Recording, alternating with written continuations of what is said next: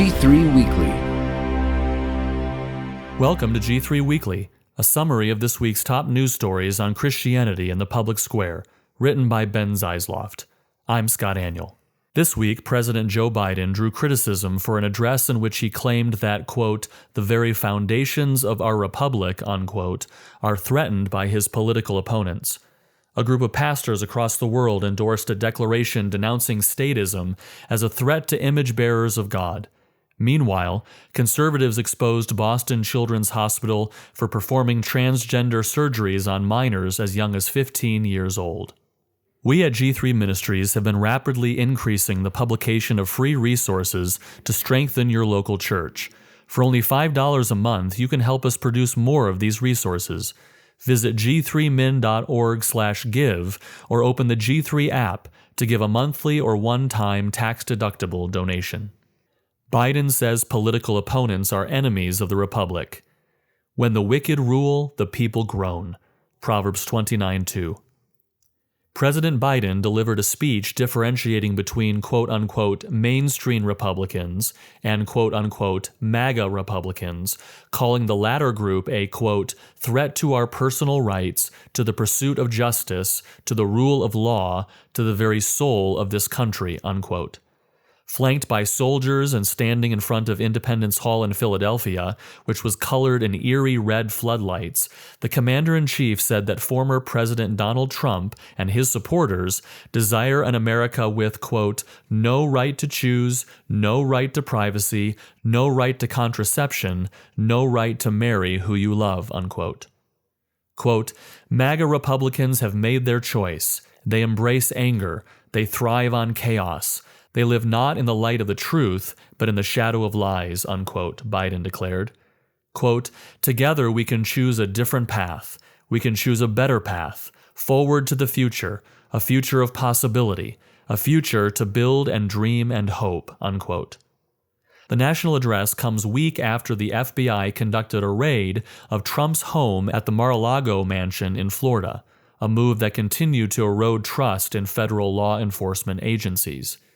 A recent poll from the Trafalgar Group found that nearly 80% of Americans believe that the nation has a quote-unquote two-tiered justice system, under which political insiders enjoy one set of rules and average citizens experience another. Pastors signed the Frankfurt Declaration of Christian and Civil Liberties. We must obey God rather than men, Acts 5:29.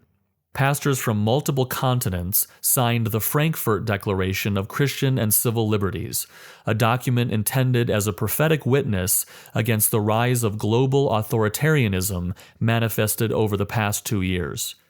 Government lockdowns caused millions of people around the world to lose honorable work as they were forced to remain home, while weddings, funerals, and deaths of loved ones and other milestones in human life were severely interrupted or canceled altogether.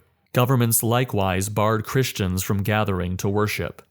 Quote, in the course of human events, it sometimes becomes necessary for people of good faith to speak out against the abuse of power, unquote.